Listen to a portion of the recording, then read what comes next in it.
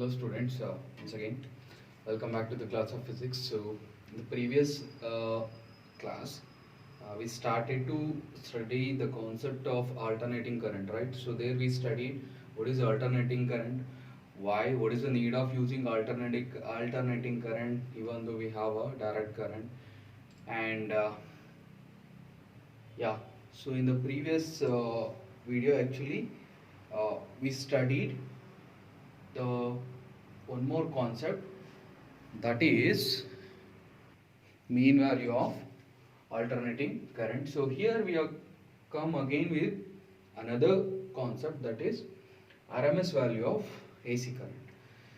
See, what do you mean by RMS value? RMS is nothing but it refers to root mean square, value of alternating current. See, now we have a statement here that is already written on the board. Just go through with the statement and just compare this statement with the previous one, that is mean value of alternating current. So what is the difference here? I'll tell you. See, I'll read the statement once, just go through with this. It can be defined as that the value of steady current, that is nothing but DC current, the value of steady current which would generate the same amount of heat. So in the previous case what we studied actually in mean value of AC current, there we studied that there it gives us the same amount of charges, the transfer of charges from one point to another point, that is one end to another end. So during what time? During half cycle there we considered, but here it is not about the half cycle, that is one complete cycle, that is full time T. That is the only, these are the two difference that we need to remember. See, the steady current DC which would generate the same amount of heat in a given resistance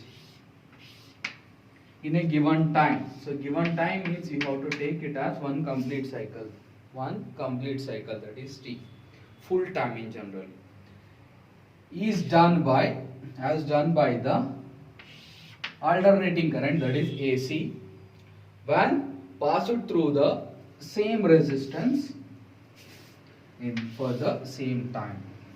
Okay, so this is of nothing but root mean square current, that is root mean square of value of alternating current. So what does it state? See, we have a DC source here. So during this DC source, so the current generated, what is the current generated? Okay, so if you consider that the amount of heat generates, so how much amount of heat is generated in one complete cycle for a given resistance by using DC source, that value will be same as that of the heat generated by AC source for a given resistance for the same time. That is the meaning.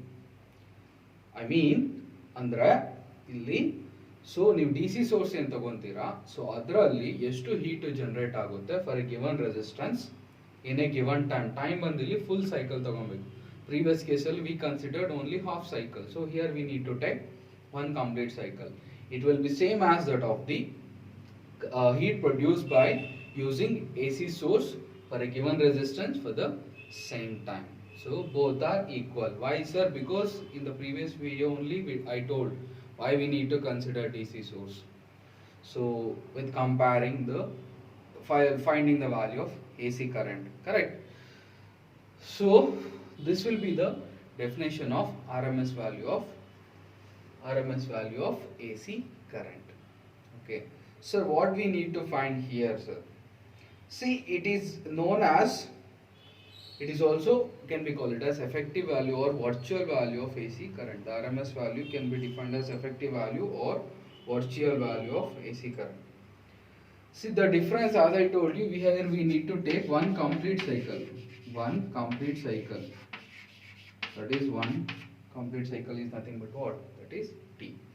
See, this is what we need to consider. We already know the values of equation for current as well as voltage here in this case. So what is the value of current? alternating current. So I is equals to what? Equation, that is I naught into sine omega t. So what is I here? Instantaneous value of current. So I naught is nothing but what? Peak value of current. Okay. So here what will be the no, additional thing is given? What is the additional thing? That is R.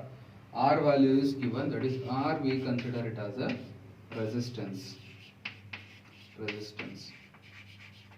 So meanwhile, I need to find. We need to consider one more thing. That is what? Heat. Correct. So dq, I'll take dq is the amount of heat generated during this cycle. Okay, so amount of heat generated. So dq is the amount of heat generated. So now, with considering all these terms, I need to find the value of RMS value of alternating current. So IRMS I need to find. IRMS, as well as we can find the value of VRMS and ERMS. So effective EMF of alternating current, ERMS value of alternating current, as well as alternating voltage of, sorry, RMS value of AC voltage and RMS value of AC current. So here we can find, if I find this immediately, we can easily find the other two physical quantities. Okay. So now dq is what? The amount of heat generated for a given time. For same time, we don't know what is the time. Actually, one complete cycle we need to take. That only I'll consider. So dq is the amount of heat generated. Then see, we have a concept called Joule's law. I hope you all remember, because that we studied in class 11 chapter of thermal properties of matter. So there we discussed the concept of Joule's law or Joule's law. So there what it gives, sir? It will give the relation between current and the heat. So for that we have a formula which is given by by using, I'll write, by using Joule's law. We can write the relation between current and the heat, that is given by dq is equals to I square R into dt. I square R into dt. Sorry. I R square into dt. So this will be the relation between amount of heat supplied to the current. See, here we have all the physical quantities, that is current, resistance, time, as well as heat. So this will be the relation what we have. I'm sorry, I think it is, yes, it is I square R into dt, not IR square. It is I square R into dt, because at the end we will get, we are supposed to take the root. Yeah, it is I square R into dt. So this will be the relation. So now what we need to do, so just now we have the values. See here, if I want to find the value of total amount of heat dissipated during this, total amount of heat generated, in this case it will be given as, we know what is the time interval, it is from 0 to t. So during this time, what will be the total amount of heat generated? That is I need to find, that is q I have to find. So if I want to find this value of q, what we need to do? Obviously we need to do integration from where to where, the limits from 0 to t. So q is given by integration of 0 to t I square R into dt. So this R is constant, you can take outside. So before going to that, let me substitute the value of I. So what is the value of I here? I is equals to I naught sine omega t. Substitute that. So I can write it as 0 to t I naught sine omega t square is the whole square into R into dt.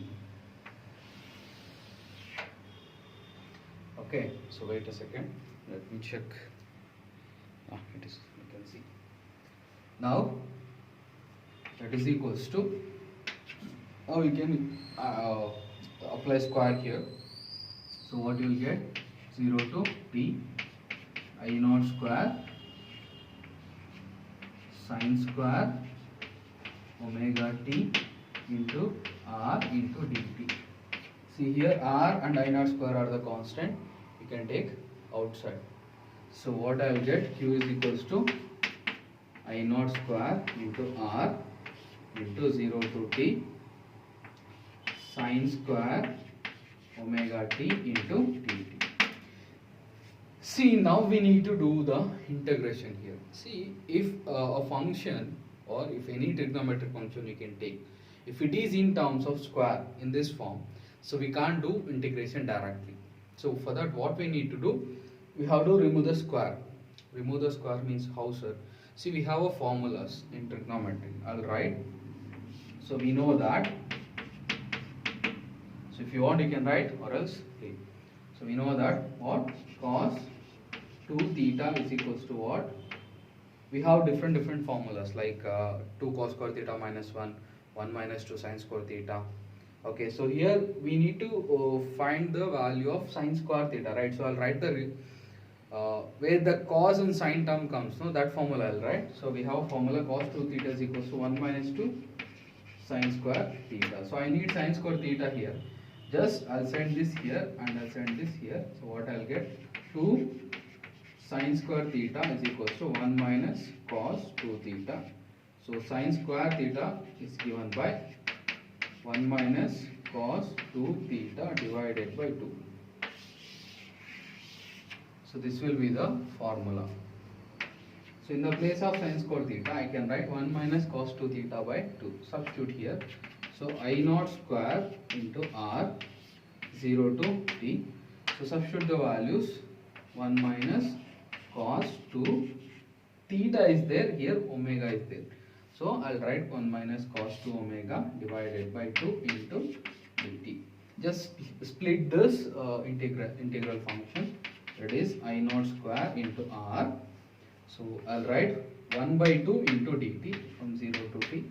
1 by 2 into dt. Why? Because you'll get confused. So I'll write separately. Minus integration of, again here 2 is there. I'll take the 2 constant, that is outside, 1 by 2 into cos 0 to t cos 2 omega into dt. Now we can easily do the integration. There is no confusion now. So I naught square into r into, see, 1 by 2 constant right outside. Integration of dt is what? T. So limits from 0 to t minus 1 by 2 into integration of cos omega t. What is the integration of cos omega t? It is nothing but it is sine 2 omega is there. So 2 omega t, sorry, t. So cos 2 omega t integration is sine 2 omega t divided by 2 omega, where limit 0 to t. So these are the integrations of sine and cos, correct? So now I can write it as I naught square into r. We can apply the limits. So what I will get, 1 by 2 into t minus 0. Upper limit is t, lower limit is 0, minus 1 by 2 into, so 2 into omega, you will get, take it outside, you will get 2 into 2, 4 omega, and sine 2 into, what is the value of omega here? So omega value is what? 2 pi by t. So I'll substitute here 2 pi by t into t value. First you t minus sine of 0, you get 0. So t will get cancelled. Sine 2 pi's value is what? That is 0. So everything will get cancelled. So the whole term of this will become 0. So q is equals to what now?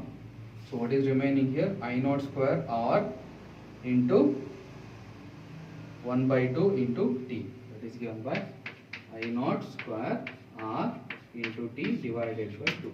So this will be the, take it as equation number 1. So here we got the value of I naught. Now, so here we take it as equation number 1. Now, if I take IRMS is the RMS value of this Q, alternating current, then I can write it as Q is equals to I RMS square R into T. Take it as equation number 2. This is how we solved in the previous equation also. We solved in the same way. There we took mean value of alternating current, IM, there we took and we solved. So just compare equation 1 and 2. I'll write here. So compare equation 1 and 2. What we have? So equation 1 we have I naught square R into T divided by 2, that is equals to, what is the value of Q? Next equation number 2, that is I RMS square into R into T. So T will get cancelled. So what actually I need here, I need to find the value of IRMS, correct? So IRMS square is equals to, what is the value we have? I naught square R divided by 2. I naught square R divided by 2. So R and R also can cancel here. So I naught square by 2. So now I need IRMS only. So what I will get? Square root of I naught square by 2. That is square root of I naught square by 2. So square root will get cancelled. What is remaining now? I naught by root 2. So root 2 value, you know, that is you will get 1.4 something. So 1 over that value if you do, so what you will get? IRMS value, you will get it as 0.707 into I naught. So this will be the final expression for RMS value of current. Okay, so root mean square value of current is given by 0.0707 times that of I naught, that is of peak value. Okay, so that will be the root mean square value. So this root mean square value, again it comes in your first PU topic, that is kinetic theory of gas. There you will find the value of RMS value of gas. So some function there it comes, there you are going to find the RMS value, that is root mean square value. But here it is different, RMS root means square value of alternating current. So this will be the final expression. See, this formula is very, very important. So you need to remember this formula and also this formula. So IRMS is equals to I naught by root 2. You have to remember this one, because most of the time while solving the numericals we are using this formulas, because it is very, very important. You need to remember this. Okay, whether you remember rest of these derivations and all, it's up to you, because most of the time they won't ask the derive an expression for RMS value of current, but the thing is it's there in your material, so that's the reason why I did. So just go through with this, but while solving numericals this one is very, very important. Okay, I hope you all understood, and I forgot to mention one more thing, that is RMS value of EMF. So RMS value of EMF, that we need to find again. RMS value of EMF is given by ERMS is equals to E naught by root 2, that is equals to, I'll write here, that is 0.707 into E naught. So what is E naught here? It is nothing but the peak value of EMF. Similarly, VRMS. So VRMS is equals to V naught by root 2, that is given by 0.707 V naught. So all these three formulas which you have, that is very important. So you must remember, because most of the times the question what they'll ask, it comes from this particular concepts only, because these are all the basic things you must remember before going to study the next concept. I hope you all understood. If you have any doubts, just post your doubts in a group, there we will discuss. Okay, so this is all up to the second concept, that is RMS value of AC current. Hope you all understood. And sir, what about in so till now we studied AC. So in our home appliances, for example, in our home appliances, what will be the value of alternating voltage to the home? It will be of up to 220 volt, 220 volt.